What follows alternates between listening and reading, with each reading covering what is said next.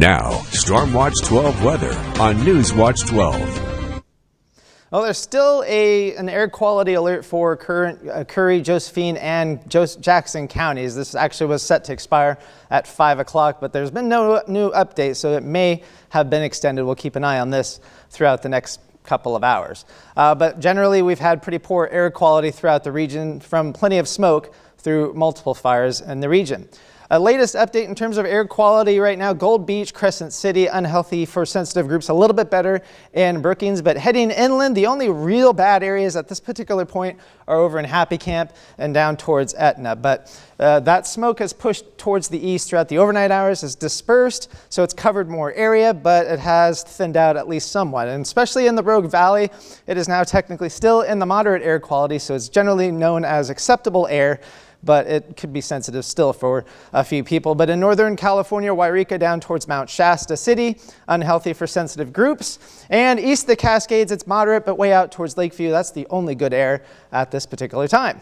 It was 95. That was the high temperature in Medford. That is the current as well. Current temperature also in Grants Pass, 95, 57 out in Brookings, 80s for the most part east the Cascades, 85 in Klamath Falls. We do have some thunderstorms in southern part of Siskiyou County and towards the eastern region as well. In fact, just to the west of Mount Shasta City, there's a thunderstorm that is firing up. East the Cascades, not a whole lot of activity in Klamath County, but most of the activity is actually out towards Lake County over by Paisley and off to the northwest as well. All these thunderstorms are drifting from southwest towards the north and the east. Along the Oregon coast, Brookings and up through about Gold Beach, you've been stuck in the low clouds and fog, and you can see this in motions. Nothing really moving. It's just been pretty steady in terms of that, and that'll stick around through the nighttime hours and into tomorrow as well. Big picture, there's a big area of low pressure up in Canada. There's a couple trailing cold fronts. None of them are really all that strong, but what that's going to do is shift the wind in our direction, help with the smoke a little bit. It won't provide us any rain, but it will cool temperatures off. Now, as we go through the overnight hours, the thickest smoke should stay east of the Cascades. We'll see some relief here in the Rogue Valley and eventually along the Oregon coast, but we're going to have to wait until the day tomorrow when we really start to clear out in the Rogue Valley and then start to clear out even more so east of the Cascades before the smoke returns again from some of the fires up north east of the Cascades. But however, it is looking pretty good in the Rogue Valley. Now we're going to stay in that northwesterly flow for a couple of days, which will keep temperatures cooler throughout the region. But once we get towards Thursday of next week, we're going to have an area of low pressure setting up to our east, and we get into a northeasterly flow, which could actually bring some smoke from fires up in Washington State and Canada as well. And then by next weekend, we get into a southwesterly flow, and we could be dealing with the smoke here in the Rogue Valley yet again. That is a ways out, but we'll have to see what happens with that. Now here's that system moving through. It just pushes a lot of clouds throughout the region. The best chance of seeing any kind of thunderstorms will be really into southern Siskiyou County and extreme eastern Lake County for tomorrow. But once we go through Tuesday and Wednesday, we're going to stay dry, but temperatures will be cooling off quite a bit.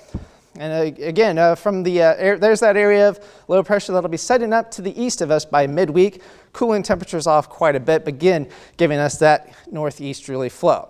Now, temperatures may moderate just a little bit as we get towards the end of the week, and then things get interesting as we get towards next weekend and into early next week.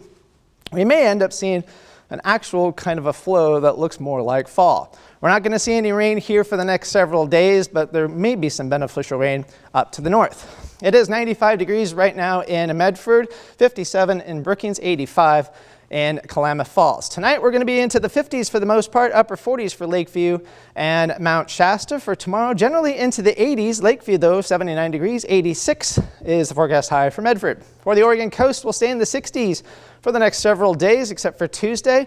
Best chance of showers will be next weekend. For Northern California, slight chance of showers for tomorrow. Hazy skies continue for Tuesday. Another chance of some showers on Thursday. Otherwise, looking pretty pleasant. Klamath Basin will stay breezy for the next several days. Best chance of showers will actually be on Thursday and maybe again on Friday.